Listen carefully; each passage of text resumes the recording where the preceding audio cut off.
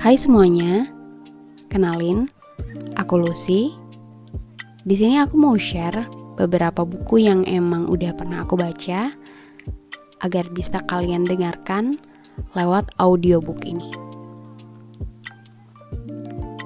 Your life, karir, business, relationship, finance should be an extension of who you are.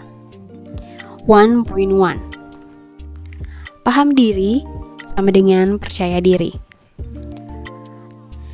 Apapun pertanyaan tentang kegalauan hidup, karir, relationship, bisnis, keuangan, jawabannya adalah tergantung.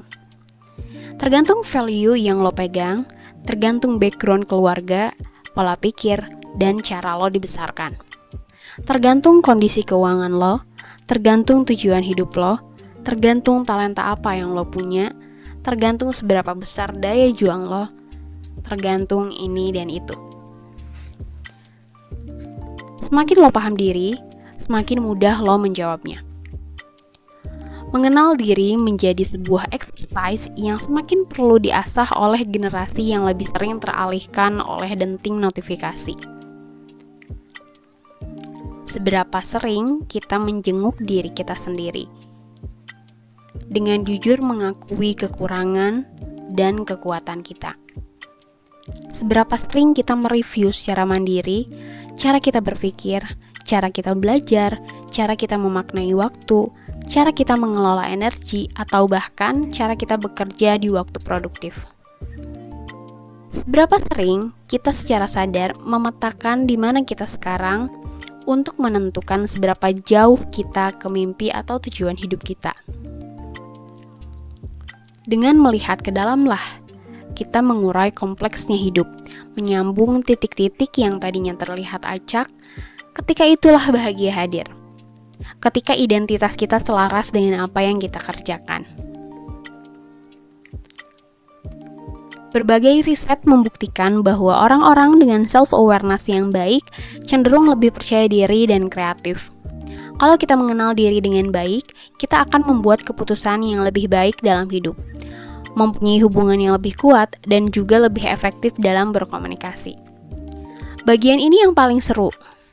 Bahkan, riset menunjukkan bahwa self-awareness membawa orang-orang mendapatkan lebih banyak promosi dalam pekerjaan, menjadi pemimpin yang lebih baik, dengan tim yang lebih bahagia, dan perusahaan yang lebih profitable. Success is liking yourself, liking what you do, and liking how you do it.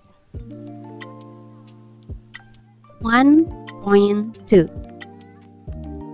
The story of mindset. Berhenti sejenak, jauhkan diri dari segala macam gangguan. Fast forward ke masa depan, bayangin lo di usia 55 tahun dan sedang menulis buku biografi. Coba dari skenario 2 ini, mana yang bakal lo pilih? Skenario A. Lo adalah seorang pejuang ikigai yang mencoba menjawab panggilan hatinya. Akhirnya, setelah bergumul selama 1 tahun, mengumpulkan dana darurat untuk bertahan hidup, lo memutuskan untuk melakukan eksplorasi passion lo. The rest is history. Lo berhasil menjadi salah satu yang terbaik di bidang yang lo minati, dan ujungnya, lo bisa hidup berkecukupan dari itu. Skenario B. Lo adalah seorang realis. Lo memilih untuk menjadi passion sebagai side hustle yang menghasilkan uang jajan ekstra. Lo tetap fokus pada kehidupan profesional lo sebagai marketing manager di salah satu perusahaan alat berat karena lo merasa percepatan karir tidak bisa lebih baik daripada mengulang lagi.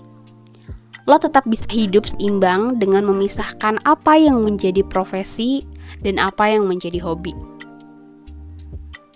Coba, dari skenario itu, mana yang lo pilih? Gue akan lebih senang dikenal sebagai petualang yang memilih pilihan yang lebih sulit. The road less traveled. Karena reward-nya akan setara dengan risk-nya. Gue sadar gak bisa menjalani hari-hari dengan terus bergumam, seandainya dulu gue milih passion, mungkin hidup gue akan berbeda. I rather live with a life of "oh well" than a life of "what if". Kalaupun gagal, gue tetap senang untuk menjadi bagian dari cerita gue.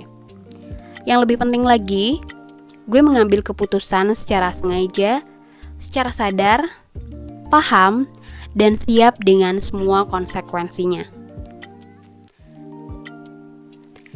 If you can relate to that, then we're on a similar wavelength. Tapi, kalaupun berbeda, ya nggak masalah. Kuncinya adalah you do you. Sejak itu, story mindset sering digunakan.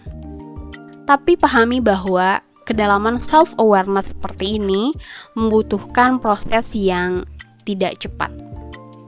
Let's begin writing your story. Disadari atau tidak, dalam hidup ada 3 macam kebenaran. Yang pertama ada personal truth, kedua political truth, dan ketiga objective truth. Personal truth adalah kebenaran yang sangat dipengaruhi oleh personal bias kita masing-masing. Bisa jadi karena cara kita dibesarkan, latar belakang, agama, dan kepercayaan. Political truth adalah sesuatu yang kurang akurat, tapi diterima oleh publik sebagai kebenaran karena pengulangan yang sering. Objective truth adalah kebenaran yang bisa dibuktikan secara ilmiah, bisa diuji berkali-kali, dan memberikan hasil yang sama. Ini yang selanjutnya bisa kita sebut sebagai fakta. Setiap dari kita mempunyai bias kita masing-masing. PR kita adalah menyadari bias itu. It's okay kalau kita percaya Tuhan Yesus adalah juru selamat, atau Muhammad adalah nabi terakhir. Sebagai negara yang memiliki kebebasan dalam memeluk agama, ini adalah hak dari semua orang.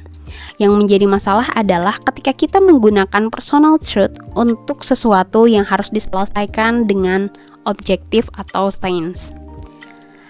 Yang lebih berbahaya adalah ketika kita memaksakan personal truth kita, walaupun objective truth telah membuktikan mana yang benar dan salah. Lebih dari itu, kita bahkan bisa melupakan kenyataan dan menganggap pemikiran kita jauh lebih superior daripada orang lain. 1.4 How you learn. Berapa banyak buku yang udah lo baca? Berapa banyak isi buku yang lo ingat? Berapa banyak yang lo praktikan dan benar-benar impactful di hidup lo? Setiap dari kita dilahirkan berbeda dan punya cara belajar yang berbeda pula. Metode Fark menyederhanakan ini menjadi 4 cara belajar. Buat lo yang visual seperti gue, kecenderungan lo adalah lebih baik mengingat informasi yang divisualisasikan dalam bentuk grafis, diagram, dan sejenisnya. Lebih baik mencerna informasi yang memaksimalkan penggunaan jenis huruf yang berbeda. Mencari pattern, mengubah sesuatu yang kompleks menjadi alur, dan lo suka memahami gambaran besar dari segala sesuatu sebelum masuk ke pembahasan detail. Buat lo yang aural atau auditory, kecenderungan lo adalah segala sesuatu diobrolin bahkan ketika lo belum punya solusinya. Berdebat, berargumen, dan berdiskusi. Lebih baik mengingat informasi yang lo ulang dengan menceritakannya kepada orang lain. Belajar dari medium seperti audiobook atau podcast. Belajar lebih baik dengan merekam apa yang lo pelajari daripada mencatat. Buat lo yang read or write, kecenderungan lo adalah menyusun kata-kata menjadi sebuah struktur, menangkap informasi lebih baik lewat judul-judul besar, menulis ulang pemahaman lo tentang sebuah informasi, dan belajar dengan mencatat.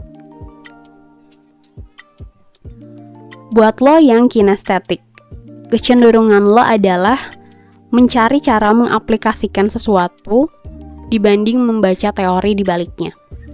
Belajar lewat video yang menunjukkan cara kerjanya, belajar lewat survei, field trip, lab exhibition, studi kasus, dan belajar lewat trial and error.